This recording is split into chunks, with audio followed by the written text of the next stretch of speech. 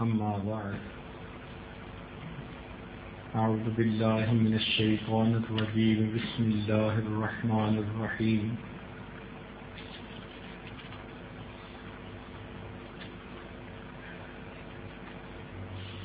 ومن شر حاسد إذا حسد صدق الله مولانا العظيم سبحان ربك رب العزة عما يصفون وسلام على المرسلين والحمد لله رب العالمين اللهم صل على سيدنا محمد وعلى آل سيدنا محمد وبارك وسلم اللهم صل على سيدنا محمد وعلى آل سيدنا محمد وبارك وسلم اللهم صل على سيدنا محمد وعلى آل سيدنا محمد وبارك وسلم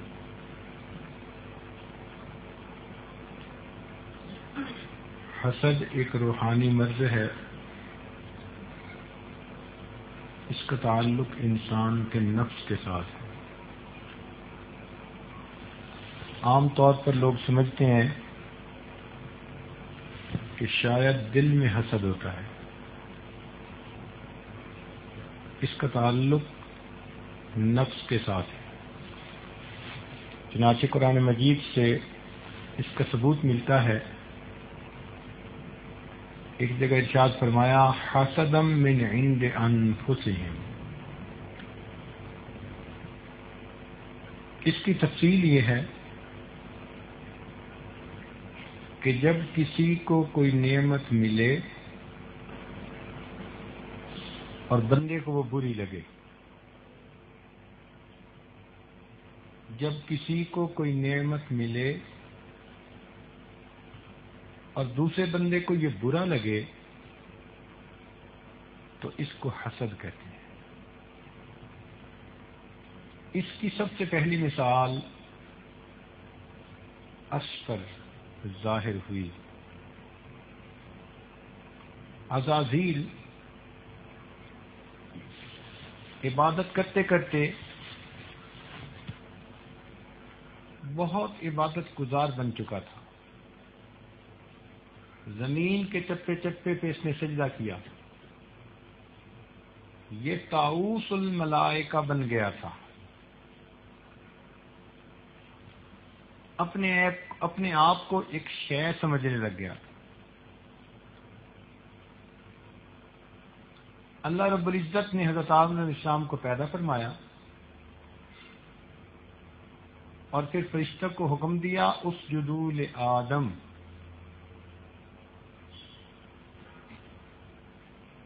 اب اس کو بہت ہی زیادہ یہ بات مشکل نظر آئی۔ اس کو حب جا کہتے ہیں کہ کسی کو کوئی مقام ملا ہو اور وہ یہ کہے کہ مجھے اپنے مقام سے گر کے یہ کام کرنا پڑ رہا، یہ حب جا کہلاتا ہے۔ اور یہ کام بڑا مشکل، بہت مشکل۔ چنانچہ سب فرشتوں نے تو سجدہ کیا اور یہ صاحب کھڑے کے کھڑے رہ گئے۔ پوچھا کہ بھئی کیوں سجدہ نہیں کیا؟ کہنے لگا انا خیر منہ، میں اس سے زیادہ اچھا۔ گویا حضرت آدم علیہ السلام کو اللہ رب العزت کی جو نعمت ملی، اس کو وہ نعمت کا ملنا اچھا نہ لگا، اعتراض کیا، پھر اس پر دلیلیں باندھنے لگا۔ اس کو حسد کہتے ہیں۔ تو حضرت آدم علیہ السلام کے ساتھ اس نے حسد کیا، نتیجہ کیا نکلا کہ اللہ رب العزت نے اپنے دربار سے دھتکار دیا اور فرمایا ان علیک لعنتی الی یوم الدین، تجھ پر قیامت تک کے لیے میری لعنتیں برسیں گی۔ تو حسد کا گناہ سب سے پہلے عرش پر ہوا، اور یہ اتنا برا گناہ کہ طاؤس الملائکہ جیسے عبادت گزار کو اللہ رب العزت نے اپنے دربار سے دھکے دے دیے۔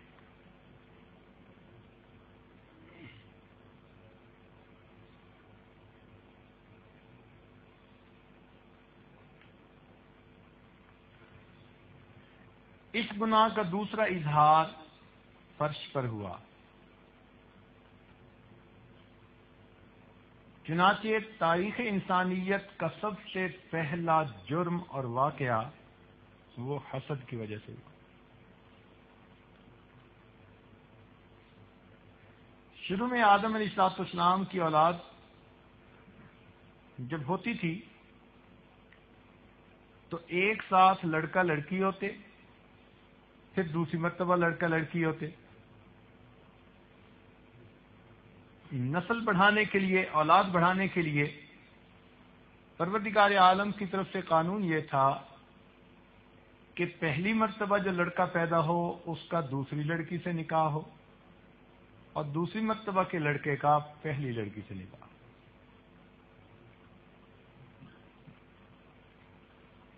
قابیل اور حابیل دونوں بھائی تھے، آدم علیہ السلام کے بیٹے تھے۔ حابیل کی بیوی بہت خوبصورت تھی۔ قابیل نے چاہا کہ یہ مجھے ملتی، اس کے دل میں حسد پیدا ہوا۔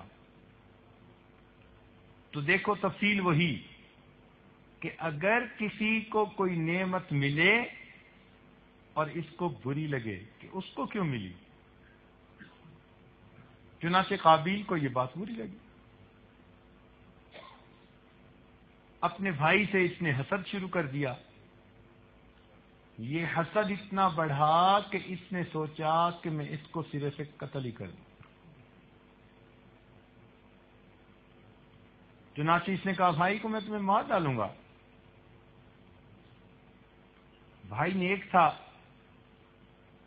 اس نے آگے سے جواب دیا لئن بسطت الی یدک لتقتلنی ما انا بباسط یدی الیک لاقتلک انی اخاف اللہ رب العالمین۔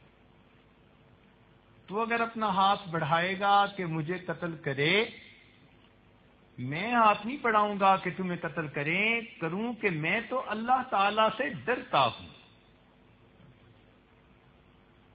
اب دیکھیے، جس پر نعمت ہوتی ہے اس کو یوں اللہ تعالیٰ سے ڈرنا چاہیے، نعمت کی قدر کرنی چاہیے۔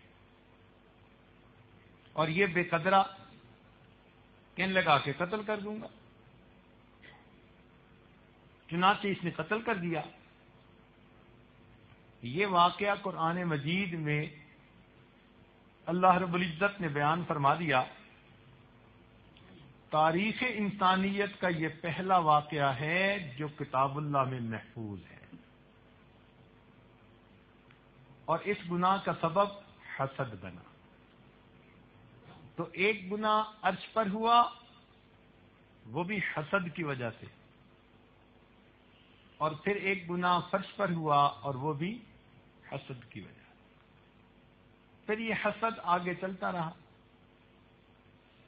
قابیل طبیعت کے لوگ جتنے بھی تھے ان سب نے اس میں سے حصہ پایا۔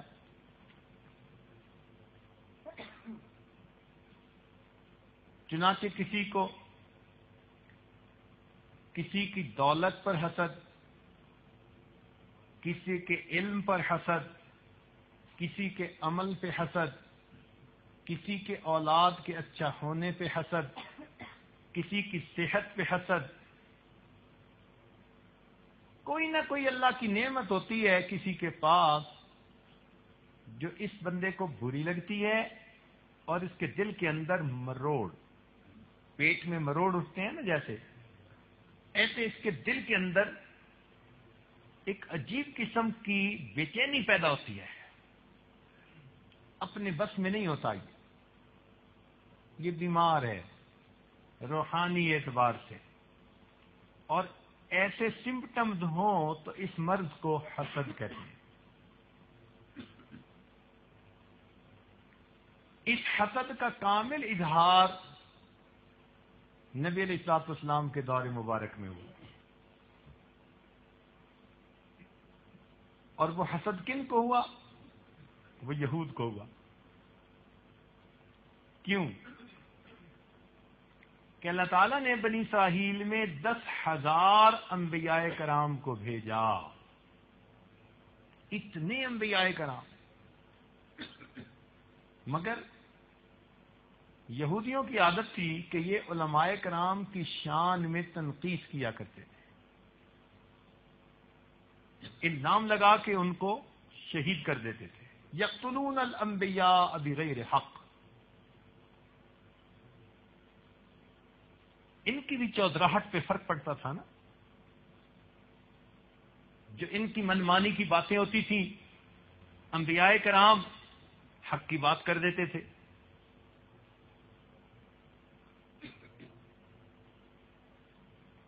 اور یہ چاہتے تھے کہ بس تھوڑے سے پیسے لیں اور ان کی مرضی کا فتویٰ دے دیں۔ یشترون بآیاتی ثمنا قلیلا، اور مال پیسہ ہم کھائیں۔ پروردگار عالم نے ڈھول کا پول کھول دیا، فرمایا ان کثیرا من الاحبار والرہبان، کہ اکثر پیر اور مولوی لیأکلون اموال الناس بالباطل، یہ انسانوں کا مال غلط طریقے سے کھاتے ہیں۔ چنانچہ بنی اسرائیل کے عابد عبادت گزاروں کا اور بڑے بڑے علم والوں کا پول کھل گیا، مگر یہ اپنے آپ کو کوئی بڑا ہی پسندیدہ سمجھتے تھے، کہتے تھے نحن ابناء اللہ و احباؤہ، ہم اللہ تعالیٰ کے بیٹے اور اس کے بڑے پسندیدہ لاڈلے ہیں۔ ہمارے اندر اتنے انبیاء آئے اور اللہ تعالیٰ نے واقعی ان پر اپنا فضل بھی بڑا کیا۔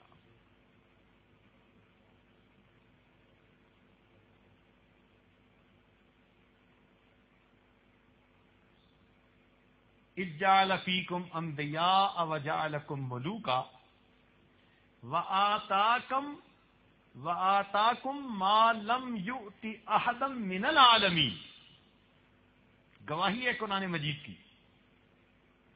حضرت موسیٰ علیہ السلام نے کہا تھا کہ اللہ تعالیٰ نے تمہیں وہ کچھ دیا جو جہانوں میں اس میں